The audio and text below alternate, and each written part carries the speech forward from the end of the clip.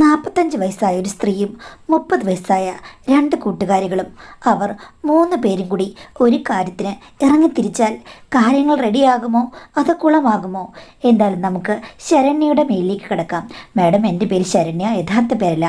എനിക്ക് 30 വയസ്സ്. ഭർത്താവ് സ്വകാര്യ സ്ഥാപനത്തിൽ ജോലി ചെയ്യുന്നു. ഭർത്താവിന് അച്ഛനും അമ്മയുമില്ല. അതുകൊണ്ട് തന്നെ തറവാട് വീട് വാടകയ്ക്ക് കൊടുത്തിരിക്കുകയാണ്. ഞങ്ങളിപ്പോൾ ടൗണിനടുത്തായി ഒരു വാടക വീട്ടിലാണ് താമസം. മകൻ 1-ാം ക്ലാസ്സിൽ പഠിക്കുന്നു. ഈ വീടിന് തൊട്ടടുത്തായി വേറൊരു വീടുണ്ട്. അത് വാടക വീടല്ല, അവരുടെ സ്വന്തം വീടാണ്. അവിടെ ഒരു ആൻറ്റിയുണ്ട്. ആൻറ്റിയുടെ മകൻ, പിന്നെ മരുമകൾ, ഒരു കുട്ടി. അത്രയും പേരാണുള്ളത്. മരുമകൾക്ക് എൻ്റെ സെയിം പ്രായമാണ്. അതുകൊണ്ട് തന്നെ അഞ്ജനയും ഞാനുമായി ചെന്നപ്പോഴേ വലിയ കൂട്ടാണ്. അഞ്ജനയുടെ മകളും എൻ്റെ മകൻ്റെ അതേ പ്രായമാണ്. അതേ ക്ലാസ്സിലാണ് പഠിക്കുന്നത്. 2 പേരും ഒരുമിച്ച് പോകും, ഒരുമിച്ച് വരും സ്കൂൾ ബസ്സിൽ. അങ്ങനെയാണ്. അതുകൊണ്ട് തന്നെ അടുപ്പം വളരെ കൂടുതലാണ്. അഞ്ജനയുടെ ഭർത്താവ് ടൗണിൽ ഒരു തിയേറ്ററിൽ വർക്ക് ചെയ്യാണ്. അതുകൊണ്ട് തന്നെ ഞങ്ങൾ ഇടയ്ക്ക് സിനിമ കാണാൻ പോകാറുണ്ട്. എൻ്റെ ഭർത്താവ് താമസിച്ചാലും ഞാൻ അവരുടെ കൂടെ സിനിമ കാണാൻ പോകും. അതൊന്നും എൻ്റെ ഭർത്താവിന് പ്രശ്നമല്ല. അഞ്ജനയുടെ അമ്മായിമ്മയ്ക്കും എന്നെ വലിയ കാര്യമാണ്. എനിക്ക് അമ്മായിമ്മയോ അമ്മായിച്ചനോ ഒന്നുമില്ലല്ലോ. അതുകൊണ്ട് ഞാൻ അവരെ എൻ്റെ അമ്മായിമ്മയെ പോലെയാണ് കാണുന്നത്. എല്ലാ കാര്യങ്ങളും അങ്ങോട്ടും ഇങ്ങോട്ടും പറയും. സത്യം പറഞ്ഞാൽ അവരുടെ ഭർത്താവ് മരിച്ചു പോയിട്ട് 10 വർഷമായി. ജോലിയൊക്കെ ചെയ്തുകൊണ്ടിരുന്ന ആളാണ്. പക്ഷേ മകന് അമ്മ ജോലിക്ക് പോകുന്നത് ഇഷ്ടമല്ല. അവർ ചെറുപ്പമായിട്ട് നമുക്ക് തോന്നും.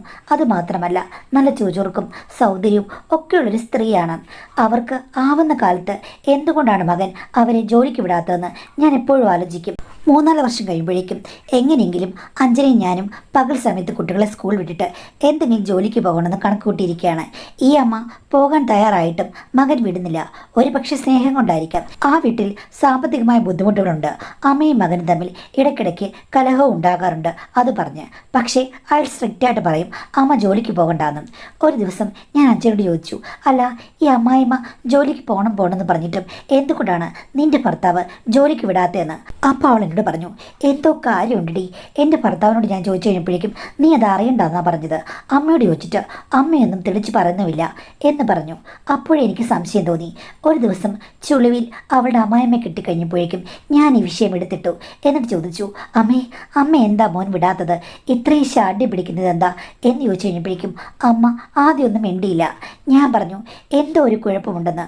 അപ്പം അമ്മ പറഞ്ഞു, എൻ്റെ ഹസ്ബൻഡ് മരിച്ചു കഴിഞ്ഞപ്പോൾ ഞാൻ ജോലിക്ക് പോരുന്നതാണ്.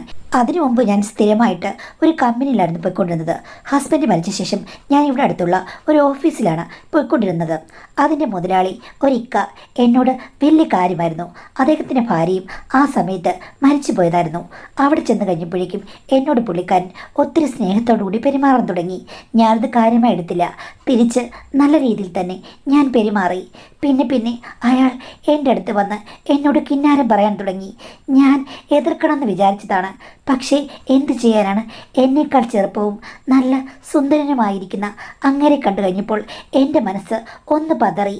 ഓഫീസിൽ എല്ലാവരും പോയി കഴിഞ്ഞ് 1/4 മണിക്കൂർ ഞാൻ അവിടെ നിൽക്കാൻ തുടങ്ങി. ഓഫീസ് മുറിയുടെ പരിമിതമായ ചട്ടക്കൂടുകൾക്കുള്ളിൽ നിന്നുകൊണ്ട് തന്നെ ഞങ്ങൾ അവിടെ ഒരു സ്വർഗ സാമ്രാജ്യം പണിതുയർത്താൻ ശ്രമിച്ചു. ഒരു വട്ടം എൻ്റെ മോൻ എന്നെ തിരക്കി വന്നതാണ്. അന്ന് ഞങ്ങൾ അവിടെ സ്വയം മറന്നു പോയിരുന്നു. അവൻ എങ്ങനെയാണെന്നറിയില്ല ക്യാബിൻ വന്ന് തള്ളി തുറന്നപ്പോൾ കണ്ടത് ഞാൻ മേശയിൽ ഇരിക്കുന്നതായിട്ടാണ്. ഇക്കയും കൂടെ കണ്ടു. അതോടുകൂടി അവൻ വഴക്കുണ്ടാക്കി എന്നെ അവിടെ നിന്ന് വിളിച്ചോണ്ട് പോന്നു. എന്നെ ഒത്തിരി വഴക്ക് പറഞ്ഞു. ആരോടും ഇതൊന്നും പറഞ്ഞില്ലെങ്കിലും അവൻ എന്നെ ആരും കാണാതെ ഇപ്പോഴും ഇടയ്ക്കിടയ്ക്ക് ചൊറിയാൻ വരും. നിങ്ങൾ ജോലിക്ക് പോകണമെന്ന് പറയുന്നത് എന്തിനാണെന്ന് എനിക്കറിയാം. അത് ഞാൻ ജീവിതത്തിൽ സമ്മതിക്കില്ല. അന്ന് മുതൽ അവനെ കുറ്റപ്പെടുത്തുകയാണ്. ഞാൻ ജോലിക്ക് പോകുന്നത് അവൻ വിലക്കി തനിയെ പുറത്തു പോകരുതെന്നാണ് കൽപ്പന. നിങ്ങളുടെ കൂടെ അല്ലാതെ ഞാൻ ആരുടെ കൂടെയെങ്കിലും എവിടെയെങ്കിലും പോകുന്നത് മോള് കണ്ടിട്ടുണ്ടോ എന്ന് ചോദിച്ചു. ഓ, അപ്പോൾ അതാണോ പ്രശ്നം? ഞാൻ ഇപ്പോഴാണ് അമ്മയെ മനസ്സിലാക്കിയത്. എനിക്ക് ഇതൊന്നും അറിയില്ലായിരുന്നു. അമ്മയോട് ചോദിക്കണമെന്ന് പലവട്ടം തോന്നിയിട്ടുണ്ട്. പക്ഷേ ഇപ്പോഴാണ് ചോദിക്കാനുള്ള അവസരമുണ്ടായത്. എന്തായാലും അമ്മ കാണിച്ചത് തെറ്റാണെന്ന് പറയേണ്ടി വരും. ഒരു മകൻ്റെ മുന്നിൽ അത് കണ്ടു കഴിഞ്ഞാൽ തെറ്റ് തന്നെയാണ് എന്ന് പറഞ്ഞു. പക്ഷേ അമ്മ ഒന്നും മിണ്ടിയില്ല. നീ പറഞ്ഞത് ഒക്കെ ശരിയാണ്, അങ്ങ് സമ്മതിക്കാം. പക്ഷേ എനിക്കധികം പ്രായമൊന്നും ആയിട്ടില്ല. അപ്പോൾ എൻ്റെ കയ്യിൽ നിന്ന് വന്ന ഒരു തെറ്റെന്ന് ഞാൻ സമ്മതിച്ചാൽ കൂടി അതിൽ എൻ്റെ പൂർണ്ണ മനസ്സുണ്ടായിരുന്നു. പിന്നെ എൻ്റെ ഭർത്താവിൽ നിന്ന് അങ്ങനൊരു സൗഭാഗ്യം എനിക്ക് ദീർഘനാളുണ്ടായിട്ടില്ല. ചെറുപ്പത്തിലെ തന്നെ പ്രമേഹവും മറ്റു പിടിച്ച ഒരാളായിരുന്നു. എല്ലാം സഹിച്ച് ഞാൻ ജീവിച്ചു. അവസരം കിട്ടിയപ്പോൾ എൻ്റെ ഉള്ളിലെ മോഹങ്ങൾ പുറത്തു വന്നു. അതിന് എന്നെ തന്നെ തെറ്റി പറയാൻ എനിക്ക് തോന്നുന്നില്ല. പക്ഷേ ആ സൗഭാഗ്യം വളരെ കുറച്ച് നാളെ ഉണ്ടായിരുന്നുള്ളൂ.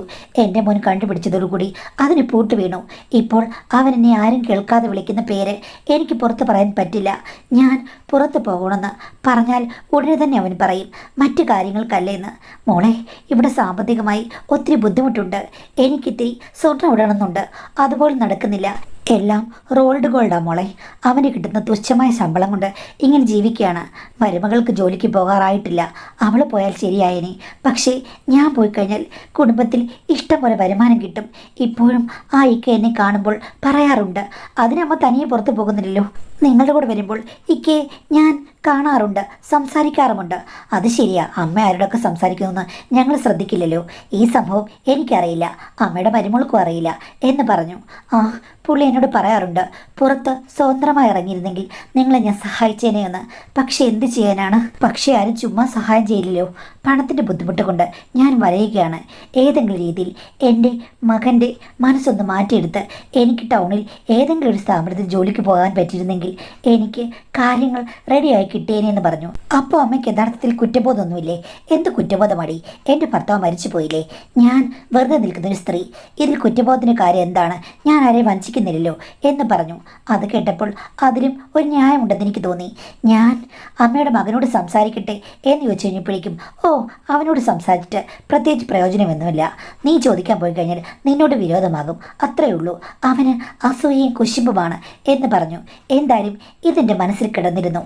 സമയം കിട്ടിയപ്പോൾ ഒരു ദിവസം പുള്ളിക്കാരനെ തനിച്ച് കിട്ടിയപ്പോൾ ഞാൻ ഓരോ സംഭാഷണങ്ങൾ പറഞ്ഞ് ഈ വിഷയത്തിലേക്ക് വന്നു. അപ്പോൾ പുള്ളി പെട്ടെന്ന് കോപിഷ്ഠനായി. നിങ്ങൾ ദേഷ്യം കാണിക്കേണ്ടല്ല ഞാൻ ഈ പറഞ്ഞത്. അവിടെ സാമ്പത്തികമായി ഒത്തിരി ബുദ്ധിമുട്ടില്ലേ? എനിക്കറിയാമല്ലോ. നമ്മൾ ഒരു വീട് പോലെ കഴിയുകയാണ്. എൻ്റെ കയ്യിൽ തരാൻ ഒന്നുമില്ല. ഞങ്ങൾ വാടക വീട്ടിലാണ്. നിങ്ങൾക്ക് സ്വന്തം വീടുണ്ട്.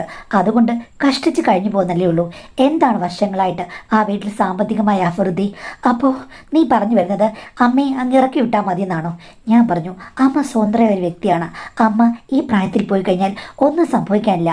ഇനി എന്തെങ്കിലും ഉണ്ടെങ്കിൽ അത് പുറത്താരും അറിയാതെ മാനം ചെയ്താൽ പോരെ. അവർ അവരുടെ രീതിയിൽ എന്തെങ്കിലും സമ്പാദിച്ച് കഴിഞ്ഞോട്ടെ. ഇപ്പോഴത്തെ കാലത്ത് പണ്ടത്തെ ചില മാമൂലുകൾ വെച്ച് പുലർത്താൻ നമുക്ക് പറ്റില്ല. സ്വതന്ത്രമായി വിടുന്നതാണ് നല്ലത്. അമ്മ ഇനി തെറ്റ് ആവർത്തിക്കുന്നില്ലല്ലോ. അന്ന് സംഭവിച്ചത് സംഭവിച്ചു. ഒരു ജോലിയെങ്കിലും ചെയ്ത് ജീവിക്കട്ടെ. അപ്പോൾ അങ്ങനെ എന്നോട് ചോദിച്ചു, അല്ല, എൻ്റെ അമ്മ ഇങ്ങനെ പോയി തെറ്റ് ചെയ്തു, തൻ്റെ അച്ഛനും അമ്മയോ ആണ് ഈ സ്ഥാനത്തെങ്കിൽ താൻ സഹിക്കുമോ? ഞാൻ പറഞ്ഞു, എൻ്റെ അച്ഛനും അമ്മയും ജീവിച്ചിരിപ്പുണ്ട്. അവർ നല്ല രീതിയിൽ പോകുന്നതിനിടയ്ക്ക് ഇങ്ങനൊരു കുൽസിത പ്രവൃത്തി ചെയ്ത് കഴിഞ്ഞാൽ ഞാൻ ഒരിക്കലും സഹിക്കില്ല. പക്ഷേ രണ്ടുപേരിൽ ഒരാൾക്ക് പാർട്ണർ ഇല്ലാതായി കഴിഞ്ഞാൽ അവർ സ്വതന്ത്രരല്ലേ, അവരായിക്കോട്ടെ. എനിക്കത്ര വിശാലമായ മനസ്സൊന്നുമില്ല. എൻ്റെ മനസ്സ് കുറച്ച് പഴയതാണ്. എനിക്ക് അമ്മയെ സംശയമാണ്. ഞാൻ പറഞ്ഞു, സംശയം കൊണ്ടിരുന്നു കഴിഞ്ഞാൽ വീട്ടിൽ അടുപ്പ് പുകയില്ല. ഇത്രയും പിടിവാശി വേണോ? അവിടുത്തെ ബുദ്ധിമുട്ട് കണ്ടുകൊണ്ട് ഞാൻ പറഞ്ഞതാണ്. ഞങ്ങൾ 3 പേരും ജീവിക്കാൻ തന്നെ എന്ത് ബുദ്ധിമുട്ടാണ്. ഞാൻ എന്തായാലും 2-3 വർഷം കഴിയുമ്പോഴേക്കും ജോലിക്ക് പോകും. അല്ലാതെ എനിക്ക് പറ്റില്ല. നിങ്ങളെ മാത്രം എങ്ങനെ എന്തിനാ കഷ്ടപ്പെടുന്നേ എന്നൊക്കെ ചോദിച്ച് ഞാനും ദേഷ്യപ്പെട്ടു. സാന്ദ്രമുള്ളത് കൊണ്ടാണ്. അന്യൊരു സ്ത്രീയുടെ ഭർത്താവാണ്. എങ്കിലും എൻ്റെ ഭർത്താവിനോട് ദേഷ്യപ്പെടുന്ന പോലെയാണ് ഞാൻ ദേഷ്യപ്പെട്ടത്. അത് കേട്ടപ്പോൾ പുള്ളി ഒന്ന് അടങ്ങി. ഞാനൊന്ന് ആലോചിക്കട്ടെ എന്ന് പറഞ്ഞു. ഞാൻ പറഞ്ഞു, നല്ലതുപോലെ ആലോചിക്ക്. അമ്മയുടെ കാര്യം അവിടെ അങ്ങ് മറന്നേക്കൂ. അമ്മ പോയിട്ട് പ്രശ്നങ്ങളൊന്നും ഉണ്ടാക്കാതെ ജോലി ചെയ്ത് അമ്മയുടെ കാര്യങ്ങൾ നോക്കട്ടെ. നിങ്ങൾക്ക് അത്രയും സമാധാനം കിട്ടില്ലേ? ശരണി, നീ പറഞ്ഞതെല്ലാം ഞാൻ അംഗീകരിക്കാം. പക്ഷേ എൻ്റെ അമ്മയെക്കുറിച്ച് നിനക്ക് ശരിക്കറിയില്ല. നിങ്ങളോടൊക്കെ നല്ല സ്നേഹമാണ്. പക്ഷേ പുറത്തിറങ്ങിക്കഴിഞ്ഞാൽ ആകെ ഭാവം മാറും. അവർ വരമ്പത്തു നിന്നും തെറിച്ച് നടക്കുകയാണ്. നിനക്കറിയില്ല, അവരുടെ ഉള്ളു മുഴുവനും പൊട്ടാൻ വെമ്പി നിൽക്കുന്ന മത്താപ്പുകളാണ്. അത്ര ഒരു ടൈപ്പാണ്. ജസ്റ്റ് ഒന്ന് കൈവിട്ടാൽ മതി. ഈ നാട്ടിലുള്ള എല്ലാ ആണുങ്ങളുടെയും ഭാവി പോക്ക, അങ്ങനെ പറയരുത് എന്ന് പറഞ്ഞപ്പോൾ പുള്ളിക്കാരനോട് പറഞ്ഞു, നിനക്കറിയില്ല, അന്ന് ഞാൻ ഓഫീസ് ക്യാബിന് ചെന്ന് കഴിഞ്ഞപ്പോഴേക്കും ഇവർ ആ പ്രായത്തിൽ ഇംഗ്ലീഷ് വീഡിയോകളെ വെല്ലുന്ന തരത്തിലാണ് അവിടെ ഞാൻ കണ്ടത്. നിനക്കത് പറഞ്ഞാൽ മനസ്സിലാകില്ല. ഒരിക്കലും നീയോ ഞാനോ നമ്മുടെ ജീവിതത്തിൽ അങ്ങനെയുള്ള കാര്യങ്ങളിലേക്ക് കടന്നിട്ട് പോലും ഉണ്ടാകില്ല. ഞാൻ പറഞ്ഞു, അത് എന്തെങ്കിലും ആകട്ടെ, അമ്മയ്ക്കത് മാനേജ് ചെയ്യാൻ പറ്റുന്നുണ്ടെങ്കിൽ അവരുടെ ഇഷ്ടം. ഓരോരുത്തർക്കും ഓരോ ഇഷ്ടമല്ലേ? നിങ്ങൾ പതിഞ്ഞ സ്വഭാവക്കാരനായി പോയത് അവരുടെ കുറ്റമാണോ? അവരുടെ ജീവിതത്തിൽ അവർ നല്ല സജീവമായി ജീവിച്ചതായിരിക്കാം എന്ന് ഞാൻ പറഞ്ഞു. അങ്ങനൊന്നുമല്ല, എൻ്റെ അച്ഛൻ ഒരു സ്ലോ ആയിരുന്നു എന്ന് എനിക്കറിയാം. ഞാൻ പറഞ്ഞു, അങ്ങനെ ജീവിച്ചു കഴിഞ്ഞപ്പോൾ അവർക്ക് സ്പീഡിൽ ജീവിക്കാൻ ആഗ്രഹമില്ലേ? അതുകൊണ്ടാണ്. ഒന്ന് മനസ്സിലാക്കൂ, പണ്ടത്തെ രീതിയിലുള്ള ചിന്താഗതി വിടൂ. അമ്മയെ ജോലിക്ക് വിട്. അമ്മ പോകാൻ തയ്യാറായിരിക്കുകയാണ്. അപ്പം എന്നോട് പറഞ്ഞു, നീ കുറേ നിർബന്ധിച്ചു കഴിഞ്ഞാൽ ഓക്കെ എന്ന് ഞാൻ പറയും, പക്ഷേ പേരുദോഷം ഉണ്ടാക്കരുത്. ടൗണിൽ ഒത്തിരി പേർക്ക് എന്നെ അറിയാം, അമ്മയെ അറിയാം. ഞങ്ങൾ ടൗണിൽ ജനിച്ചു വളർന്നവരാണ് എന്ന് പറഞ്ഞപ്പോൾ ഞാൻ പറഞ്ഞു, അമ്മ പ്രശ്നമൊന്നും ഉണ്ടാക്കില്ല. അമ്മയുടെ കാര്യങ്ങൾ ഒരു കുഴപ്പമില്ലാതെ മാനേജ് ചെയ്യും. നിങ്ങൾ പുറകെ പോകാതിരുന്നാൽ മതി. ഒരു ഓഫീസിലും അമ്മയെ തിരക്കി പോകണ്ട. അഥവാ താമസിക്കുകയാണെങ്കിൽ ഞാൻ പോയി കൊണ്ടുവരാം, ഇല്ലെങ്കിൽ എൻ്റെ ഭർത്താവ് പോയിക്കോളും. ദയവ് ഇത് നിങ്ങൾ അങ്ങോട്ട് പോകരുത്. അപ്പോൾ എന്നോട് ചോദിച്ചു, അമ്മ നിന്നോട് എന്തെങ്കിലും പറഞ്ഞോ? അമ്മയ്ക്ക് വേറെന്തെങ്കിലും വഴി കണ്ടോ? അതോ പഴയ അയാളെ വിളിച്ചോ? ഞാൻ പറഞ്ഞു, അതെന്തെങ്കിലും ആയിക്കോട്ടെ, അമ്മ നല്ല രീതിയിൽ വീട്ടിലേക്ക് പണം കൊണ്ടുവരും, അത് മാത്രം അറിഞ്ഞാൽ മതി. ഒന്ന് സമ്മതിക്ക്. ഇനിയിപ്പം കടപ്പിടുത്തം പിടിക്കരുതേ. കടവൊക്കെ എങ്ങനെ അടയ്ക്കും? കഴിഞ്ഞ ദിവസവും അഞ്ജനെ കരയുകയായിരുന്നു എന്ന് പറഞ്ഞു. ഞാനിങ്ങനെയൊക്കെ പറഞ്ഞ് പുള്ളിയുടെ തലയൊന്ന് തിരിപ്പിച്ചു. അപ്പം എന്നോട് പറഞ്ഞു, നീ മാനേജ് ചെയ്യുമോ അമ്മേ? പ്രശ്നങ്ങളൊന്നും ഉണ്ടാകില്ലല്ലോ എന്ന്. ഞാൻ പറഞ്ഞു, നിങ്ങൾ പോകാതിരുന്നാൽ മതി, അമ്മ മാനേജ് ചെയ്തോളും. അമ്മ ഒരു പ്രശ്നം ഉണ്ടാകില്ല. ഞാൻ അമ്മയുടെ കാര്യങ്ങളെല്ലാം നോക്കി സപ്പോർട്ട് ചെയ്തോളാം. അഞ്ജനോട് പറയുകയും വേണ്ട. ഭാര്യയുടെ മുന്നിൽ നിങ്ങളുടെ മാനം ഞാൻ കാത്തു സൂക്ഷിക്കും. നാട്ടുകാരുടെ മുന്നിൽ നിങ്ങൾ ചെറുതാകില്ല, അത് ഉറപ്പ്. നിനക്കെന്താ ഇതിൽ ഇത്ര ഇൻട്രസ്റ്റ്? അത് നിങ്ങൾക്കറിയാത്തതുകൊണ്ടാണ്. എനിക്കൊരു അമ്മായിമ്മയില്ല. പിന്നെ അഞ്ജന, അവൾ എൻ്റെ സഹോദരിയെ പോലെയാണ്. അവൾ ബുദ്ധിമുട്ടുന്നത് കാണുന്നത് എനിക്കിഷ്ടമല്ല. നിങ്ങൾക്ക് 20,000 രൂപ തികച്ച് കിട്ടുന്നുണ്ടോ? 32,000 രൂപയാണ് എൻ്റെ ഭർത്താവിന് കിട്ടുന്നത്. അതുകൊണ്ട് ഞങ്ങൾക്ക് ജീവിക്കാൻ പറ്റുന്നില്ല. അപ്പോൾ അവിടെ നടക്കുന്നത് എന്താ? അതുകൊണ്ടാണ് ഞാൻ പറഞ്ഞത് പ്ലീസ് എന്ന് പറഞ്ഞ് ഞാൻ ഒന്നുകൂടി പറഞ്ഞു നോക്കി. കാര്യം യഥാർത്ഥത്തിൽ എനിക്ക് ആത്മാർത്ഥതയുണ്ട്. കാര്യം അവരുടെ വീട്ടിൽ സാമ്പത്തികമായി പല പ്രശ്നങ്ങളും ഉദയം ചെയ്യാൻ പോവുകയാണ്. അമ്മ പറഞ്ഞത് ഓർക്കുമ്പോൾ അമ്മയെക്കൊണ്ട് ആ വീട്ടിലെ കാര്യങ്ങൾ മാനേജ് ചെയ്യാൻ പറ്റും. പിന്നെ സ്വന്തം ഭാര്യയോട് സ്വന്തം അമ്മയുടെ കാര്യം പറയാൻ ഏതൊരു ഭർത്താവിനും ബുദ്ധിമുട്ടായിരിക്കുമല്ലോ. അതുകൊണ്ട് മൗനം പാലിച്ചു. എൻ്റെ ഭാര്യ അറിയരുതെന്ന് പറഞ്ഞു. ഞാൻ പറഞ്ഞു, ഓക്കെ, രഹസ്യങ്ങളൊന്നും ഞാൻ പറയില്ല, എന്തായാലും നിങ്ങൾ സമ്മതിക്കുമെന്ന് പറഞ്ഞു. അങ്ങനെ സമ്മതിച്ചു കഴിഞ്ഞപ്പോൾ അമ്മയോട് ഞാൻ പറഞ്ഞു. അമ്മ ഉടനെ തന്നെ പഴയ ഇക്കായെ പോയി കണ്ടു. ഇക്ക ഉടനെ അപ്പോയിൻമെൻറ്റും കൊടുത്തു. ചുരുക്കം പറഞ്ഞാൽ 1 മാസം കഴിഞ്ഞപ്പോഴേക്കും അമ്മ 25,000 രൂപ വീട്ടിൽ കൊണ്ടു കൊടുത്തു. അത് കണ്ട് മരുമകളും മകനും ഞെട്ടി. പിന്നീട് അമ്മയുടെ കാര്യത്തിൽ പുള്ളിക്കാരൻ ഇടപെട്ടിട്ടില്ല. എൻ്റെ ഫ്രണ്ടും ഒന്നും അറിഞ്ഞില്ല. ഞാൻ മാത്രമാണ് ഈ കാര്യങ്ങളെല്ലാം അറിഞ്ഞത്. ഞാനും പിന്നെ ഒന്നും പറയാനും ചോദിക്കാനും പോയില്ല. അമ്മയിടയ്ക്ക് എന്നോട് പറഞ്ഞു, മോളെ, എല്ലാം തകൃതയായി നടക്കുന്നുണ്ട്. അമ്മയ്ക്കിപ്പോൾ ഉള്ളു നിറഞ്ഞോ എന്ന് ഒരു ദിവസം ഞാൻ ചോദിച്ചു. ഉള്ളു നിറയാൻ മാത്രമുണ്ട് മോളെ എന്ന് പറഞ്ഞ് അമ്മ എൻ്റെ പുറകിലൊന്ന് നുള്ളുകയും ചെയ്തു. അമ്മ ഒരു കേമിയാണെന്ന് എനിക്ക് ആദ്യത്തെ വർത്തമാനത്തിൽ നിന്ന് മനസ്സിലായതാണ്. ഒരു ദിവസം അഞ്ജനയുടെ ഭർത്താവ് എന്നെ ഫോൺ വിളിച്ചു. എടി, എനിക്കൊരു സഹായം ചെയ്യുമോ? 1,00,000 രൂപ ഒന്ന് മറിക്കണം. നിൻ്റെ ഒരു മാല ഇങ്ങോട്ട് തരുമോ? ഞാൻ പണയം വെച്ചിട്ട് 2-3 മാസത്തിനുള്ളിൽ എടുത്തു തരാമെന്ന്. ഞാൻ ചോദിച്ചു, എന്തിനാ ഇപ്പോൾ 1,00,000? അത് ഞാൻ കടം മേടിച്ചതൊക്കെ കുറച്ച് പെൻഡിങ് ഉണ്ട്. അത് കൊള്ളാം, വീട്ടിലിപ്പോൾ അമ്മ പോയി നല്ല പണം ഉണ്ടാക്കുന്നുണ്ട്, എന്നിട്ട് നിങ്ങൾ സേവ് ചെയ്തില്ലേ? അത് അമ്മയോട് ചോദിക്കാൻ എനിക്ക് മടിയാണ്. വീട്ടിലെ കാര്യങ്ങളൊന്നും വലിയ പ്രശ്നമില്ലാതെ പോകുന്നുണ്ട്, പക്ഷേ അമ്മയോട് ചോദിക്കാൻ എനിക്ക് മടിയാണ്, അതുകൊണ്ടാണെന്ന്. ഞാൻ പറഞ്ഞു, ആ പണം ഞാൻ അമ്മയോട് പറഞ്ഞ് ശരിയാക്കി തരാം, എങ്കിൽ അങ്ങനെ ചെയ്യേ. അമ്മയും ഞാനുമായിട്ട് വലിയ അടുപ്പമില്ലോ എന്ന് പറഞ്ഞു. ഞാൻ പറയും, നിങ്ങൾ കള്ളനാണ്, എന്തിനാണ് ഇങ്ങനെ അകന്നു നിൽക്കുന്നത്? വ്യാജാഭിമാനം ഒട്ടും നല്ലതല്ല എന്ന് പറഞ്ഞ് വഴക്ക് പറഞ്ഞിട്ട് അമ്മയോട് ഞാൻ കാര്യങ്ങൾ പറഞ്ഞു. അമ്മ പറഞ്ഞു, അവൻ എന്നോട് നേരിട്ട് ചോദിക്കരുതോ? ഓ, ചോദിക്കില്ല, അമ്മയ്ക്ക് അറേഞ്ച് ചെയ്യാൻ പറ്റുമോ എന്ന്. അപ്പം അമ്മ പറഞ്ഞു, 1, 2, 3 ലക്ഷം അറേഞ്ച് ചെയ്യുന്നത് വലിയ കാര്യമാണോ? ഇക്കയുണ്ടല്ലോ എന്ന് പറഞ്ഞ് ഉടനെ തന്നെ 1,00,000 രൂപ അറേഞ്ച് ചെയ്ത് കൊടുത്തു. അത് ഞങ്ങൾക്ക് 2 പേർക്ക് അത്ഭുതമായിരുന്നു. എന്ന് വെച്ചാൽ അവളുടെ ഭർത്താവിനും എനിക്കും. അഞ്ജനെ അറിയാതെ ഹസ്ബൻഡ് പിന്നെ എന്നെ വിളിച്ചു. എടി, എന്നാലും അമ്മ ഇത്രയും കാശ് ഒരു നൊടിയിടയിൽ ഒപ്പിച്ച് തന്നല്ലോ എന്ന്. ഞാൻ പറഞ്ഞു, കണ്ടോ, ഇങ്ങനെ കടുപിടുത്തം പിടിച്ചിരുന്നെങ്കിൽ എന്തെങ്കിലും നടക്കുമായിരുന്നോ? അമ്മ വലിയൊരു തുറപ്പിച്ചിട്ടാണെന്ന് നിങ്ങൾ തിരിച്ചറിയൂ. പഴഞ്ച സ്വഭാവമൊക്കെ ഒന്ന് മാറ്റി വെക്കാമോ? അപ്പോൾ പുള്ളി പറഞ്ഞു, ഓവ്, ഉത്തരവ് പോലെ. എൻ്റെ ഭാര്യ എങ്ങനെ എനിക്ക് ഒരു ഉപദേശം തന്നിരുന്നെങ്കിൽ ഞാൻ രക്ഷപ്പെട്ടേനെ. അവളൊരു മണ്ടിയാണ്. ഇതൊക്കെ അവൾ അറിഞ്ഞു കഴിഞ്ഞാൽ വേണമെങ്കിൽ അവളുടെ വീട്ടിൽ വിളിച്ച് പറയും. പിന്നെ വീട്ടിൽ വിളിച്ച് പറഞ്ഞു കഴിഞ്ഞാൽ ഉടനെ കുട്ടിയാനപ്പുറത്ത് പൊന്നും പണമായിട്ട് അവരിങ്ങ് വരികയാണ്, ഒന്ന് പോയേ എന്ന് പറഞ്ഞ് ഞാൻ ആ സംഭവം ലഘൂകരിച്ചു. പക്ഷേ ഇങ്ങനൊരു ട്രാക്ക് പോയത് കൊണ്ട് ഞാനും പുള്ളിക്കാരനും തമ്മിൽ എന്തോ ഒരു കുൽസിത മോഹങ്ങൾ ഉള്ളിൽ ഉറഞ്ഞുകൂടുന്ന പോലെ എനിക്ക് തോന്നി. എന്തായാലും എൻ്റെ ഭർത്താവിനേക്കാളൊക്കെ സൗന്ദര്യപരമായി ഒത്തിരി യോഗ്യനാണ്, പിന്നെ കുറച്ച് ദേഷ്യക്കാരനുമാണ്. ഈ ഒരു സംഭവം മൂലം ഞങ്ങൾ തമ്മിൽ മാനസികമായ നല്ല ഇഴയെടുപ്പം ഉണ്ടാകുന്ന പോലെ എനിക്ക് തോന്നി. പക്ഷെ എന്ത് ചെയ്യാനാ, കൂട്ടുകാരെ വഞ്ചിക്കാൻ പറ്റില്ലല്ലോ. അതുകൊണ്ട് ഞാനും അവിടെ അഡ്ജസ്റ്റ് ചെയ്ത് നിന്നു. ഒരു ദിവസം അഞ്ജലി എന്നോട് പറഞ്ഞു, എടി ഞാൻ നിന്നോട് ഒരു കാര്യം പറയട്ടെ. ഞാൻ പറഞ്ഞു, പറ അമ്മേ. എങ്ങനെയാണ് ചേട്ടൻ ജോലിക്ക് പോകാൻ സമ്മതിച്ചതെന്ന് എനിക്കറിയില്ല. അത് കേട്ട് ഞാനൊന്ന് ഞെട്ടി. ഇനി അവൾക്ക് എൻ്റെ കാര്യങ്ങളൊക്കെ അറിയാമോ? പക്ഷേ ഞാൻ പറഞ്ഞു, അറിയില്ല. എടി എങ്കിൽ ഞാൻ ഒരു രഹസ്യം കണ്ടുപിടിച്ചു. എന്താ രഹസ്യം? ഞാൻ ആകാംക്ഷയോടുകൂടി ചോദിച്ചു. അതെ, അമ്മയ്ക്ക് ആ സ്ഥാപനത്തിൻ്റെ ഓണറുമായിട്ട് എന്തോ ഒരു ബന്ധമുണ്ട്. അതെന്താ നീ എങ്ങനെ പറഞ്ഞത്? എന്തോ ബന്ധമല്ലടി, ഡീപ്പായിട്ടുള്ള ബന്ധമാണ്. ഞാൻ അമ്മയുടെ വാട്സാപ്പ് ശ്രദ്ധിച്ചു. കാര്യം ഇടയ്ക്ക് വീഡിയോ കോൾ വരുന്നതും അമ്മ ചിരിക്കുന്നതും സംസാരിക്കുന്നതൊക്കെ ഞാൻ കണ്ടിട്ടുണ്ട്. എന്തായാലും ഞാൻ ലോക്ക് മനസ്സിലാക്കി, അത് തുറന്നു. ജോലിക്ക് പോയ പിന്നെ അമ്മ വില കൂടിയ ഫോണാണ് ഉപയോഗിക്കുന്നത്, അത് നിനക്കറിയാമല്ലോ. അതിൻ്റെ ലോക്കിട്ട് എനിക്ക് പറഞ്ഞു തന്നിട്ടുമില്ല. സാധാരണ മൊബൈലാണെങ്കിൽ എനിക്ക് സർവ്വസാന്ദ്രമായിരുന്നു. പക്ഷെ നീ എന്താ കണ്ടത്? എടി, അമ്മയും അങ്ങേരും തമ്മിലുള്ള ചില ദൃശ്യങ്ങളും ഫോട്ടോസും ഞാൻ കണ്ടു. ഞെട്ടിപ്പോയിടി. അമ്മ ഈ സമയത്തൊക്കെ നമ്മളെക്കാൾ കൂടുതൽ ഊർജ്ജപ്രവാഹിനിയായി പ്രവർത്തിക്കുകയാണ്. അത് എനിക്ക് കണ്ടിട്ട് തല ചുറ്റുന്നു. ഞാൻ പറഞ്ഞ സാരമില്ല, അമ്മ പോയിട്ടിപ്പോൾ നല്ല പണം കിട്ടുന്നില്ലേ, അപ്പോൾ നമുക്കമ്മയെ വെറുതെ വിടാം. അമ്മയ്ക്ക് ഭർത്താവില്ലല്ലോ മോളെ, അത്ര വലിയ പ്രായവും ആയിട്ടില്ലല്ലോ. നീ പറഞ്ഞത് ഞാനും ആലോചിച്ചു. അമ്മയെ കുറ്റം പറയാൻ പറ്റില്ല. ഞാൻ കണ്ടപ്പോൾ ഞെട്ടിപ്പോയി. പക്ഷേ സാമ്പത്തികമായി ഇപ്പോൾ ഞങ്ങൾ നല്ല നിലയിലാണ്. അതെല്ലാം അമ്മ പോയതിൽ പിന്നാണെന്ന് എനിക്കറിയാം. എന്തോ ദുരൂഹതയുണ്ടെന്ന് എനിക്ക് തോന്നിയിരുന്നു. എന്തായാലും കാര്യം വെളിപ്പെട്ടു. പക്ഷേ എന്നാലും അതൊന്നുമല്ല എനിക്ക് കൂടുതൽ ഞെട്ടലുണ്ടാക്കിയത്. പിന്നെ എന്താടി, അങ്ങേരെ പല ദിവസങ്ങളായിട്ട് നല്ല സൂപ്പർ ചെക്കന്മാരുടെ, അതും 25ഉം 24ഉം ഒക്കെ വയസ്സുള്ള ചെക്കന്മാരുടെ പടവും പിന്നെ മറ്റു പല കാര്യങ്ങളും അയച്ചു കൊടുത്തിട്ട്, ഇത് എങ്ങനെയുണ്ട്, ഇന്ന് നിനക്ക് ഓക്കെ ആണോ, ഇന്ന് ഉച്ച കഴിഞ്ഞാണേ എന്നൊക്കെ പറഞ്ഞ് അങ്ങേരെ മെസ്സേജ് ഇട്ടിട്ടുണ്ട്. പക്ഷേ അമ്മ തിരിച്ച് മറുപടി കൊടുത്തിട്ടുണ്ട്, ഈ കരിക്കാടി എനിക്ക് വേണ്ട, ചിലതിന് എനിക്ക് റെഡിയാണ്, ഞാനിപ്പോൾ ഓടി വരും എന്നൊക്കെ പറഞ്ഞ് ആവേശത്തോടെ കമൻ്റ് ഇട്ടിരിക്കുന്നു.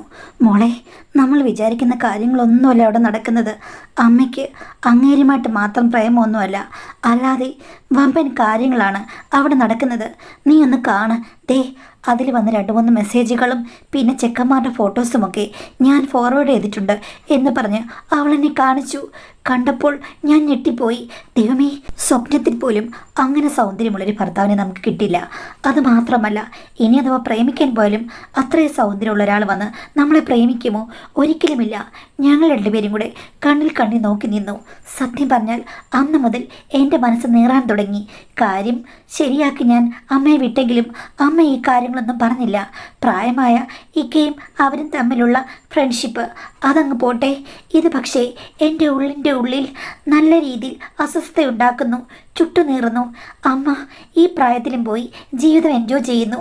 ഞാൻ വീട്ടിൽ അടുപ്പിൽ പാചകം ചെയ്യുന്നു. വെറുതെ എന്തിനാണ് ഇങ്ങനെ ജീവിച്ചിരിക്കുന്നത്? എനിക്ക് നല്ല ഫ്രസ്ട്രേഷൻ തോന്നി.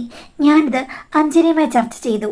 പക്ഷേ ഇതിലൊന്നും തുടക്കക്കാരി ഞാനാണെന്ന് ഒരിക്കലും പറഞ്ഞില്ല.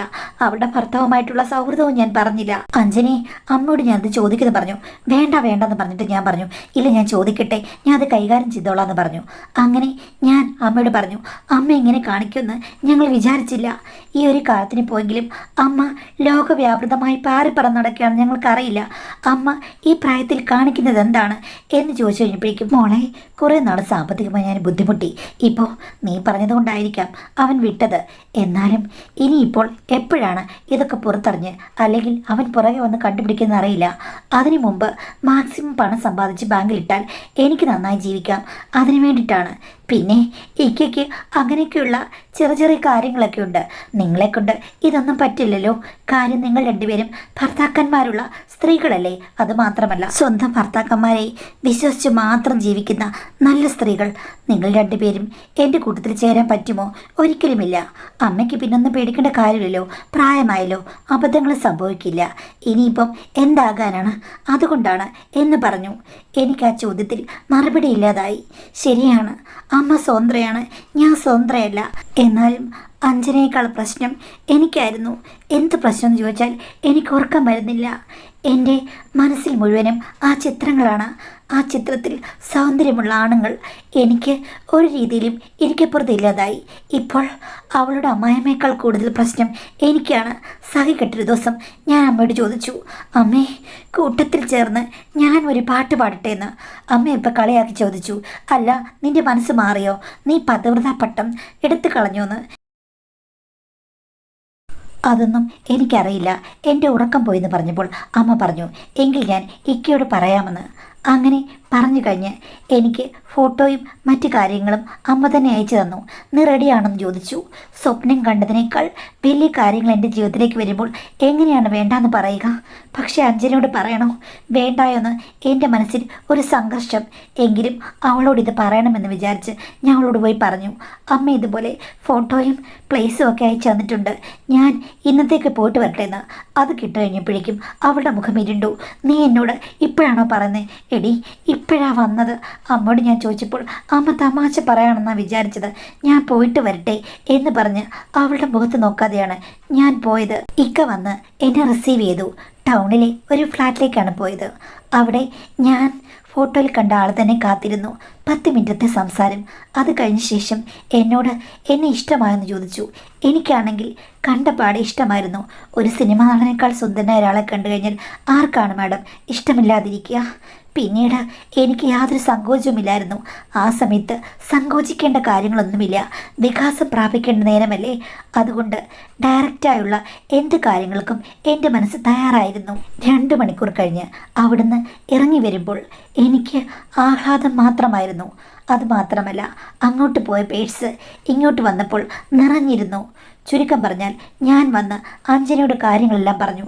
അവൾ അത് കിട്ട ആശ്ചര്യപ്പെട്ടു, എന്നോട് ദേഷ്യപ്പെട്ടു. ഇനി അവളും എൻ്റെ കൂടെ ഉണ്ടെന്ന് പറഞ്ഞു. പിന്നെ ഞാൻ അമ്മയോട് പറഞ്ഞപ്പോൾ അമ്മ ആദ്യം ഒന്നും അടിച്ചെങ്കിലും നമ്മൾ 3 പെണ്ണുങ്ങളും കൂടി ഒന്ന് ചേർന്ന് കുമ്പിയടിക്കാം എന്ന് അമ്മ തീരുമാനിച്ചു. അങ്ങനെ ഞങ്ങൾ 3 പേരും കൂടി ഇപ്പോൾ ലാവിഷായി ജീവിക്കുകയാണ്. പക്ഷേ ഞങ്ങൾ 2 പെണ്ണുങ്ങളും കൂടി ഭർത്താക്കന്മാരോട് പറഞ്ഞത് എന്താണെന്നോ, ഞങ്ങൾക്ക് ആഴ്ചയിൽ 2-3 ദിവസങ്ങളിൽ സൗജന്യ തൊഴിൽ പരിശീലനമുണ്ട് എന്ന് പറഞ്ഞു വിശ്വസിപ്പിക്കാനായിട്ട് പത്രവാർത്ത കാണിക്കുകയും ചെയ്തു. അതിൽ ചില ഫോൺ നമ്പറുകളും ഇതൊക്കെ വരില്ലേ, സ്ത്രീകൾക്ക് സൗജന്യമായി പരിശീലനം കൊടുക്കുന്നത്, അതൊക്കെ പറഞ്ഞ് വിശ്വസിച്ചാണ് ഞങ്ങൾ ഇപ്പോൾ ഇറങ്ങിത്തിരിച്ചിരിക്കുന്നത്. സദാചാരം കൊണ്ട് ഈ ലോകത്ത് ഒരിക്കലും ഒന്നും നേടാനില്ല. നമ്മൾ സദാചാരം എന്ന് പറയുന്നത് പുറത്ത് അറിയാതിരിക്കലാണ്. അത്രയേ ഉള്ളൂ. ജീവിതം മനോഹരമാക്കാൻ ഒത്തിരി മാർഗങ്ങളുണ്ട്. അത്തരം കഥകളും കൂടി മാഡം വായിക്കണം. ഇത് മറ്റുള്ളവർക്ക് മോട്ടിവേഷനൊന്നും അല്ലെങ്കിലും നല്ല കഥകളല്ലേ മാഡം എന്നാണ് ചോദിച്ചിരിക്കുന്നത്. കഥാപരമായത് ചിലപ്പോൾ നല്ല കഥകളായിരിക്കാം, എന്നാലും മറ്റുള്ളവർക്ക് ഉപകാരം ചെയ്യുന്നൊരു കഥയായിട്ട് എനിക്ക് തോന്നുന്നില്ല. അപ്പോൾ നിങ്ങളുടെ 2 പേരുടെ ഭർത്താക്കന്മാർ അവർ നല്ല രീതിയിൽ ജീവിക്കുകയാണ്, നിങ്ങളെ മാത്രമേ അവർ ചിന്തിക്കുന്നുള്ളൂ എങ്കിൽ നിങ്ങൾ കാണിക്കുന്നത് അത് ശരിയായ കാര്യമാണോ? അല്ല. സൗന്ദര്യമുള്ള ആൾക്കാരെ കാണുമ്പോഴേക്കും മതിമറന്നു പോകുക. ഇപ്പോൾ പലപ്പോഴും പല ആളുകൾക്കും എന്താണെന്നറിയാമോ, സൗന്ദര്യമുള്ളവരോട് അല്ലെങ്കിൽ ഫീച്ചേഴ്സ് ഉള്ളവരോട്, അല്ലെങ്കിൽ ഇപ്പം അതേതെങ്കിലും സോഷ്യൽ മീഡിയയിൽ പാട്ട് പാടുന്നവരോ അല്ലെങ്കിൽ വേറെ എന്തെങ്കിലും രീതിയിലോ കാണാൻ കൊള്ളാം, അല്ലെങ്കിൽ എന്തെങ്കിലും കഴിവുകളുണ്ട്, അത് കണ്ടാൽ ഉടനെ തന്നെ കൂട്ടമായിട്ട് അങ്ങോട്ട് പോവുകയാണ്. അപ്പം സൗന്ദര്യത്തിൽ മതിമറന്ന് പല മനുഷ്യരും ഇപ്പോൾ കുടുംബജീവിതവും ബാക്കിയുള്ള കാര്യങ്ങളും ഒക്കെ വിട്ടിട്ട് ഇത്തരം കാര്യങ്ങളിലേക്ക് പോകുന്നുണ്ട്. അതിന് പിന്നിൽ പണവുമുണ്ട്, അതേപോലെ തന്നെ അട്രാക്ഷനുമുണ്ട്. അത് നല്ല രീതിയാണെന്ന് എങ്ങനെ സമർത്ഥിക്കാൻ പറ്റും? പിന്നെ വേറെ കാര്യം ഞാനിപ്പോഴും പറയാറുണ്ട്, സ്വതന്ത്രമായ വ്യക്തികൾ എന്തെങ്കിലും കാണിച്ചോട്ടെ, അത് അവരുടെ റിസ്ക്. അത് തന്നെയാണ് നിങ്ങളും ഈ കഥയിൽ പറഞ്ഞിരിക്കുന്നത്. പക്ഷേ നിങ്ങൾ സ്വതന്ത്രമല്ലോ, നിങ്ങൾക്ക് ഭർത്താവില്ലേ, നിങ്ങളുടെ കൂട്ടുകാർക്ക് ഭർത്താവില്ലേ, അവർ നിങ്ങളെ വിശ്വസിച്ച് കഴിയുന്നവരല്ലേ, അവരുടെ കയ്യിൽ നിന്ന് തെറ്റൊന്നും നിങ്ങൾ കണ്ടിട്ടില്ലല്ലോ. അപ്പോൾ നിങ്ങളുടെ കഥയെ ന്യായീകരിക്കുന്നത് എങ്ങനെയാണ്?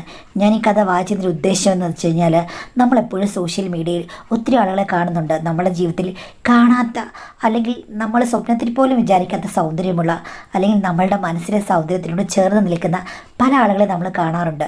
അവരൊന്നും നമുക്ക് റോഡിൽ കൂടെ പോകുമ്പോൾ കോൺടാക്ട് ചെയ്യാൻ പറ്റില്ല. പക്ഷേ സോഷ്യൽ മീഡിയ അല്ലെങ്കിൽ വേറെ ഏതെങ്കിലും കാര്യങ്ങൾ വഴി അവരെ കോൺടാക്ട് ചെയ്യാനുള്ള സാധ്യത വളരെ കൂടുതലാണ്. അതായത് നമുക്ക് പ്രതീക്ഷിക്കാത്ത പല കാര്യങ്ങളും ഇപ്പോഴത്തെ കാലത്ത് നേടിയെടുക്കാം.